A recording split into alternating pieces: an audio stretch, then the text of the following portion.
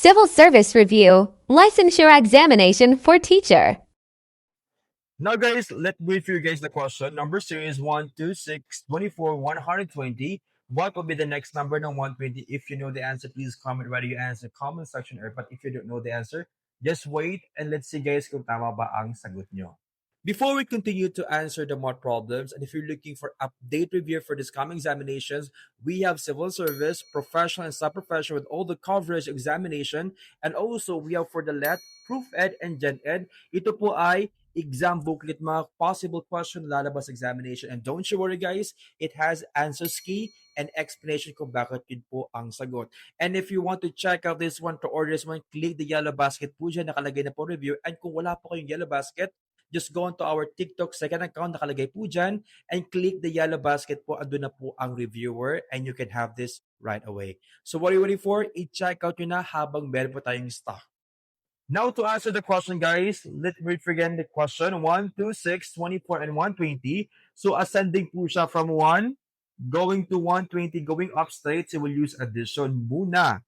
Okay? As of the standard. So guys, so I'll try ko muna 1 plus 2. 1 plus 2 is equal to 3 agad. So hindi pwede take because 6 ang next. So hindi talaga siya pwede. So next one po dyan, mag-iisip ako number na i-add ko sa 1. 1 plus 1 para maging 2. Correct?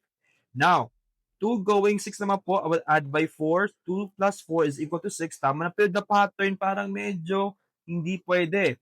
6 going to 18, I will think about 18. 6 going to 24, I will think about 18. 6 plus 18 is equal to it. Pero guys, kung napapansin, hindi pwede yung pattern na to. So, naisip ko lang dyan guys, the next pattern is the factorial. Paano ba yun?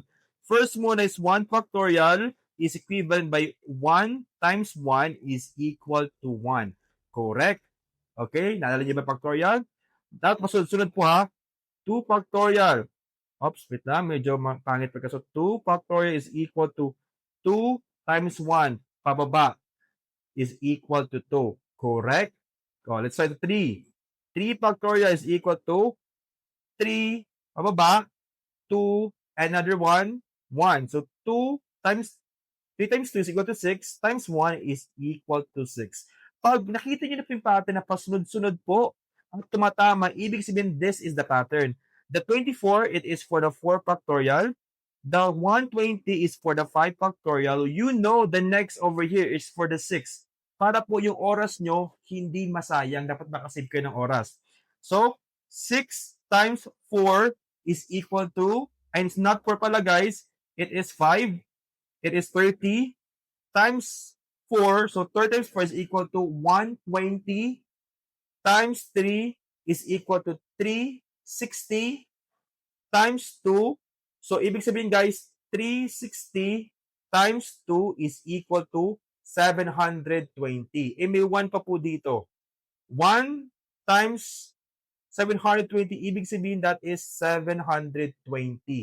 Ibig po sabihin that is letter D. Kung bakit ako lumaktaw para po save sa oras. Bakit po? Sa examination day guys, per number you only have 1 minute to answer. Kailangan talaga save sa oras. Now guys, kung sa mga nakatama dyan, congratulations po. Now to evaluate po natin guys, please do answer this question number 2. 1, 1, 2, 3, 5. What will be your answer? God bless and good luck.